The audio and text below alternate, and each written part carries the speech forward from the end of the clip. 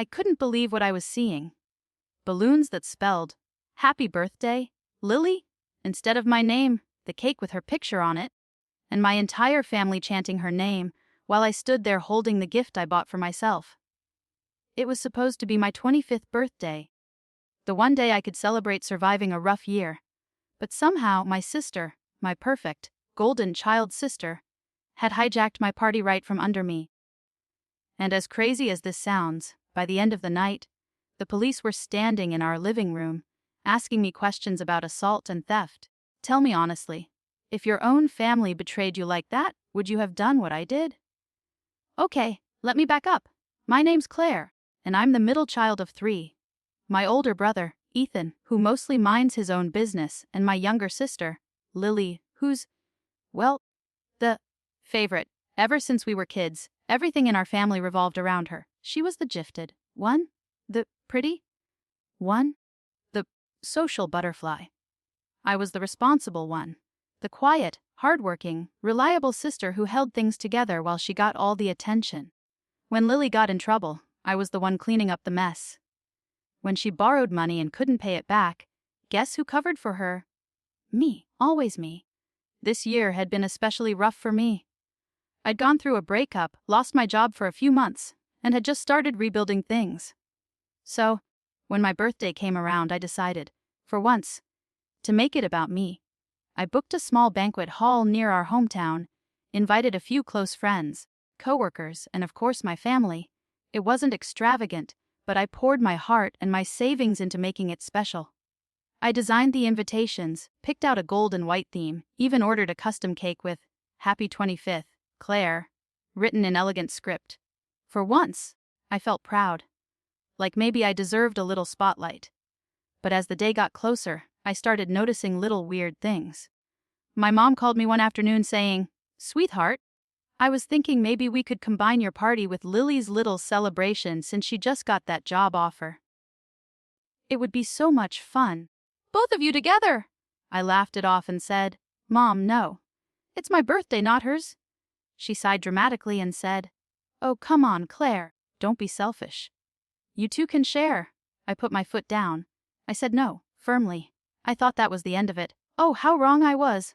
The morning of my birthday, I woke up early, full of excitement. My best friend Tasha helped me get ready. She'd been by my side through everything, and was just as hyped as I was. I wore a simple but elegant cream dress, curled my hair, and finally felt like the main character in my own story. We arrived at the venue early to set up, but as soon as I opened the door, my stomach dropped. The decorations were pink and silver, not gold and white. Balloons everywhere that said, "Congratulations, Lily," and right in the middle of the hall, a giant banner, "Happy Birthday, Lily!" I froze. For a full 10 seconds, my brain just couldn't process it. I thought maybe there had been some mix-up, like maybe the decorator messed up the order. But then I saw my mom and Lily chatting near the cake table, laughing. I walked closer, and that's when I saw the cake. A 2-tier pink monstrosity with Lily's face printed on it. I was shaking. "Mom, what is this?" I asked. She blinked innocently. "Oh, honey! Isn't it cute? We thought it would be nice to celebrate both of you together." "Both of us?" I said. "The banner literally says her name. Where's mine?" Lily, in her perfect little white dress, smirked. "Relax, Claire. It's not that deep. We just thought since my birthday's next week, it'd be fun to celebrate early. Don't ruin the vibe. Don't ruin the vibe." That phrase burned into my mind. She'd said it with that smug, dismissive tone she always used, like she could just bulldoze through my boundaries, and I was the one being dramatic. I looked around. My aunts, cousins, even my coworkers had shown up. Everyone was smiling, taking pictures, clapping for Lily, who was now posing with my cake. I felt humiliated. This wasn't a shared party. It was a full-blown hijacking. I tried to stay calm. I told my mom, I paid for this hall, the decorations, the food, everything. This was my event. My dad, who rarely speaks up, muttered, "It's just a party, Claire. Don't make a scene." And that's when it hit me. They didn't care. They never did. I walked away before I said something I'd regret. I went outside, sat in my car, and cried for a solid 10 minutes. Tasha came after me furious. Girl, this is insane. You can't just let them do this. I didn't know what to do. Part of me wanted to drive off and never look back. But another part of me, the part that had swallowed years of being overlooked, snapped. I took a deep breath, wiped my tears, and said, "No, not this time." We went back inside. Lily was opening gifts. Gifts that my friends had brought. She was acting like the star of the show, thanking everyone. I walked straight to the microphone stand by the DJ table. The music cut off as I said, "Excuse me, everyone. Can I have your attention?" The room went silent. I could see my mom's fake smile freeze. "So," I began, voice trembling but steady, "I just wanted to thank you all for coming to celebrate my 25th birthday tonight. You know, the birthday I planned, paid for, and organized. I guess I didn't realize it turned into someone else's event, but hey, surprises, right?" People started murmuring. Lily's face turned red. She hissed, "What are you doing?" "Oh, I'm just reclaiming my party," I said into the mic. Then, I grabbed a plastic knife from the cake table and with a calm smile, sliced the cake right down the middle, cutting her printed face in half. Gasps erupted around the room. "Claire! What's wrong with you?" My mom yelled. "What's wrong with me?" I shot back. "You hijacked my birthday, you replaced my name with hers, took my decorations, my money, everything, and you're asking what's wrong with me." Lily shouted, "You're so jealous! You always have been! You can't stand that people like me more. People like you because you steal everything." "Lily," I said, my voice cracking, "you can't even let me have one day." The argument exploded. My mom tried to calm me, my dad told me to grow up, and Lily started fake crying, saying, "You're ruining everything again." That's when Tasha, my ride or die, stepped in. "No," she said loudly, "you all ruined it for her. She paid for this entire thing and you turned it into some Lily show. Shame on you." People started whispering. A few of my friends walked out in support of me. I followed them, shaking with anger. As I got to my car, Lily stormed after me, screaming, "You're a psycho! You just embarrassed me in front of everyone." She shoved me hard. I stumbled but caught myself. I looked at her and said, "You just made the biggest mistake of your life." She laughed. "What are you gonna do?" cried a mom again. Instead, I pulled out my phone and hit record. "No," I said. "I'm going to document everything. The decorations, the receipts, the payment confirmation, the banner. All of it." She froze. "What are you talking about?" "I'm talking about fraud, Lily," I said. "I paid for this venue. You changed the contract name to yours this morning. I already checked. That's identity theft." Her eyes went wide. She stammered something and ran back inside. And that's when things went from bad to unbelievable.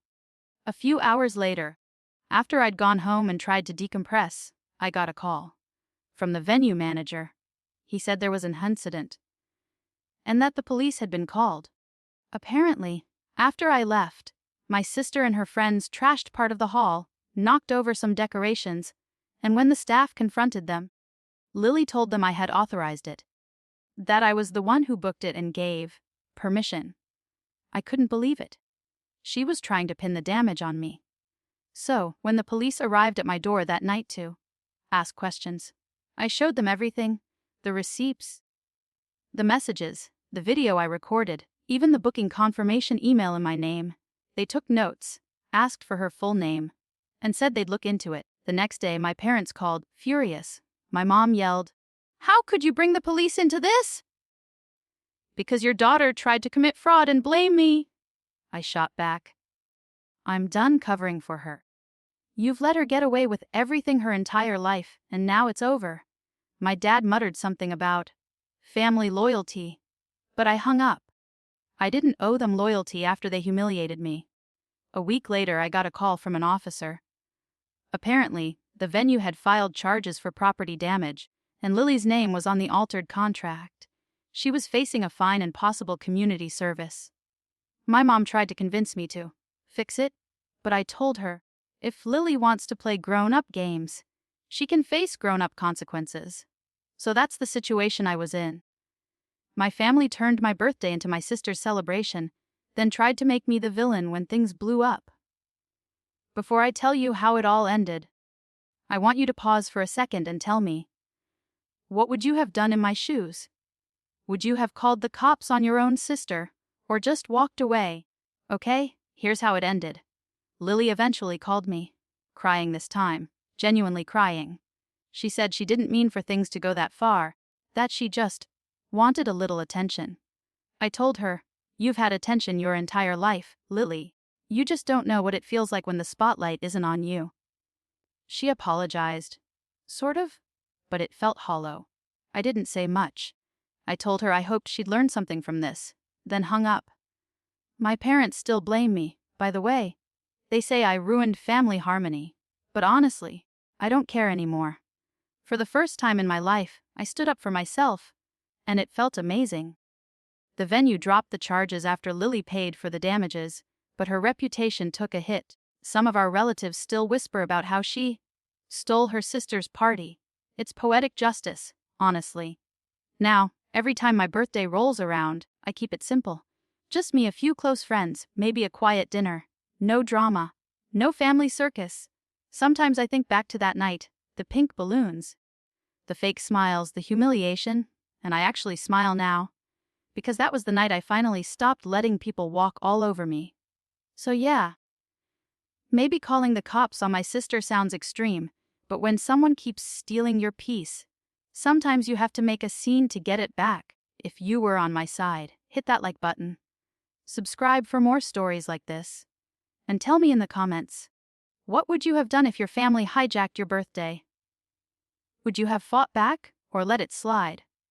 Thanks for listening to my story. I'll see you all in the next one.